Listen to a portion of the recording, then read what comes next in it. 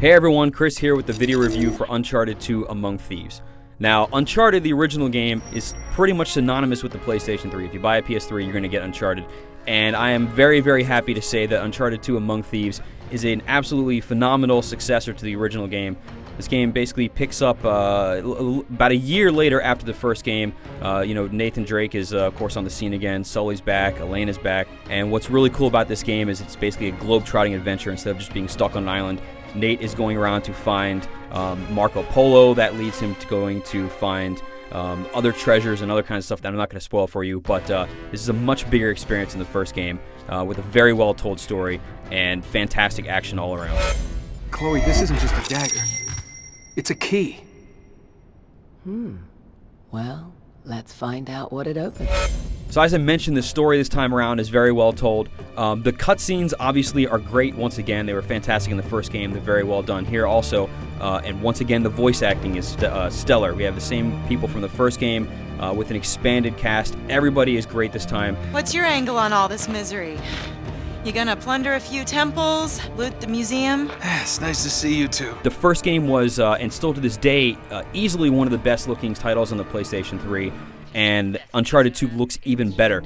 Again, the first game still looks really, really good, but when you see this, it is mind-blowing in some of these scenes about how good it looks. The texture detail is phenomenal. You know, it's just a level of polish that is practically unseen in games even today. One last thing that I do want to mention about the presentation for you fortune hunters out there is that, again, you can find treasures on the ground. Once you've beaten a chapter, or at least gotten to it, you can choose anywhere that you want to go. So you can jump right back in there and find it, which is really good for you fortune hunters.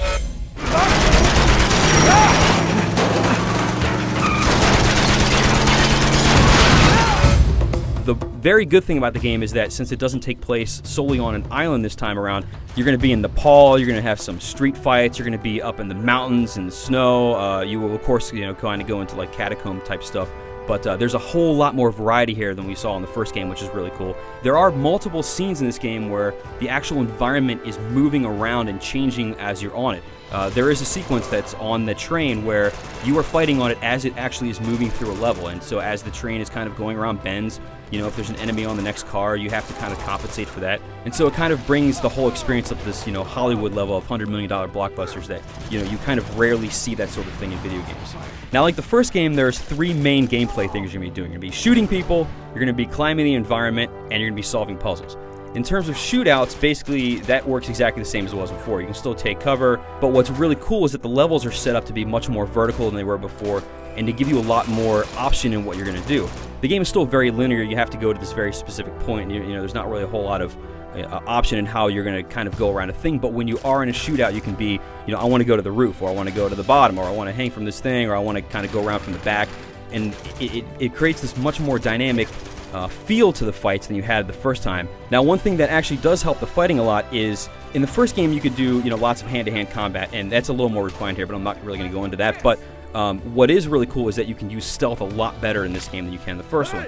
So guys will still see you if you pop your head out, but if you manage to sneak up on somebody, you can take them down in a silent kill. You can yank them over walls or yank them over cover or whatever and take them out. The one bad part about the stealth is that early on in the game there is a segment where you can't be seen. You have to go through kind of stealth, and both myself and Greg Miller, when we played through these, we found it a little bit frustrating because there wasn't as much help beforehand telling you how to do certain things or exactly where to go. And that really is the only segment of the game where I kind of felt like it was kind of misstepping or whatever. But once you get past that, the rest of the stealth and the way that you can use it is great. Lights out. For the puzzles this time around, without actually counting them, I would say that there are less than in the first game. However, the mix of time you're going to be spending is about the same. The way that they're handled this time around, and that they're bigger in scale, they're more intricate, and for me, they were more fun. Now, the big new thing for Uncharted 2 is that there is online play this time, both versus and co-op. For versus play, you get a whole lot of stuff. You have like team deathmatch, and you have elimination, and you have capture the treasure, which is basically capture the flag. What's awesome is that the gameplay you get in the single-player game translates perfectly to online. So you can climb the environment and go up to the roof, or you can hide behind stuff and take cover and all that. So what you learn to do in the single player translates perfectly over to multiplayer, and if you use it well, it will give you a huge advantage. Now, along with versus, there's also the co-op mode, which is not going straight through the story.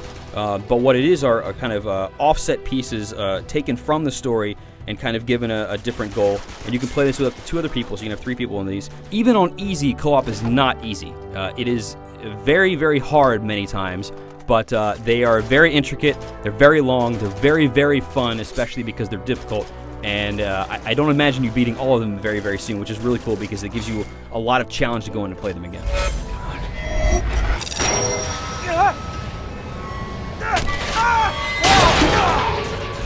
Overall, Uncharted 2 Among Thieves is a fantastic game.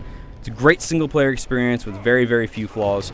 The online is super fun, both versus and co-op, and basically it's a game that will, give you 10 hours or so single-player, and then possibly hundreds of hours online, depending on, how long you want to get in there and find treasures and kill people. So anybody with the PlayStation 3 absolutely must play this. Not that you weren't going to anyway. For the full written review, climb on over to IGN.com.